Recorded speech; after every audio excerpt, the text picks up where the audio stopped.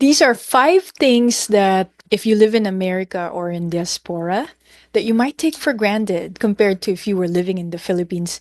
These are meant to be lighthearted, but it really, I hope it sparks your curiosity as to the implication. Why is it that way? Why that's our strategy, whether you're in America or in the Philippines, why that works over there and not here, wherever here may be for you. So let's get started. This is Roanne Samuels. I am a licensed psychotherapist.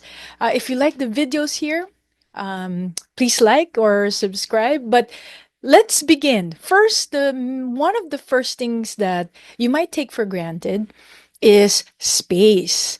If you're driving in the Philippines, you would notice that the space are narrower. It would be wider if you are more in the rural areas, but space is very different. That's one of the things. I just was back from being out in the Philippines for a vacation for almost 2 months. I drive there. I was born and raised there, if you're not familiar with my story.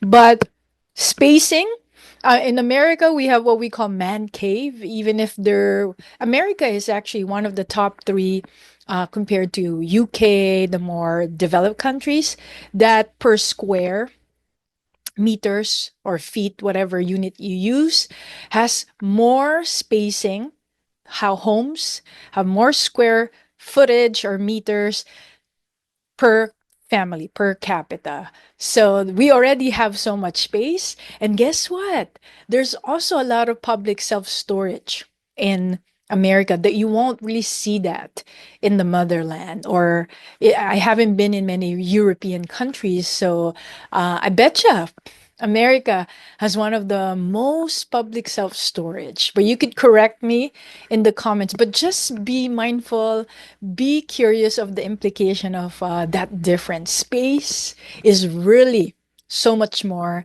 in America. Next, the funny part is what we take for granted is toilet paper. If you go to the bathroom, toilet, CR, we call it in the Philippines, you have to bring your own toilet paper, especially for females. Um, if you go to a very nice mall or hotels, they would have some toilet paper there, but that's something we take for granted. We don't even think about bringing toilet paper, much more the toilet seat. So something to be grateful for if you live in America, at least for the general part of America. Next, parking. One of the reason that we use Uber here, Lyft in America, but in the Philippines, it's the Grab is more popular because even people who have cars over there might take Grab because the traffic is just slow and congested, but also parking is so hard. It's gonna be a whole event just to find a parking space. So something to be grateful for. Sure, we might have events here and there where there are concerts, but for the most part, you and I could find parking. So that's number three. Number four, these things are just really for fun, but also for you to, I hope you're being curious about your culture, is time. I mentioned about traffic. Okay, you might be sitting in traffic for, I don't know, an hour or 2 hours. Here in America, you could schedule more your time. You might say, you can almost calculate, oh, I'll be in the post office at 10 a.m. Then after that, I'll have some lunch. Then I'll stop by somewhere in the office. You can calculate your time. Now, in the Philippines, in general, there are many unforeseen phenomena, like it could be the traffic, it could be the rain. The rain can cause floods in many areas. So you might get stuck and it's hard to really strategize with your time. Also, people get used to that. And maybe that's the reason why their orientation with time is quite different. They are more like go with the flow. So if you're not used to that, some people that they're more meant to go with the flow. But if you're so used to like America, the Western culture, it might be a shock for you that people are like, well, we'll just go to wherever we're going. And when we get there type of thing. So That's the fourth. The last one that I'm going to share, and there's so many more. Let me know um, if you're interested, if you want a part two. Also, I'm sure these are just five things, and there's so many things to talk about.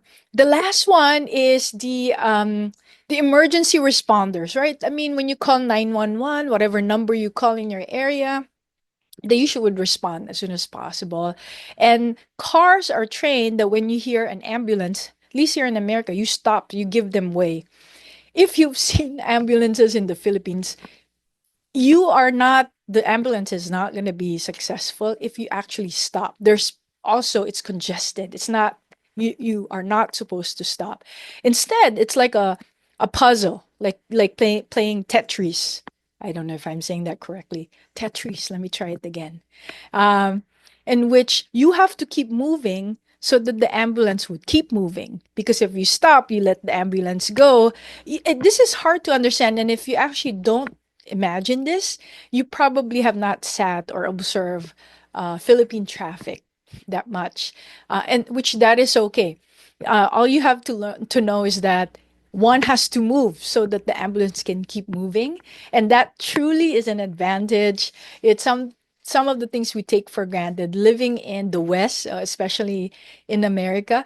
What are the other things that have sparked your thoughts?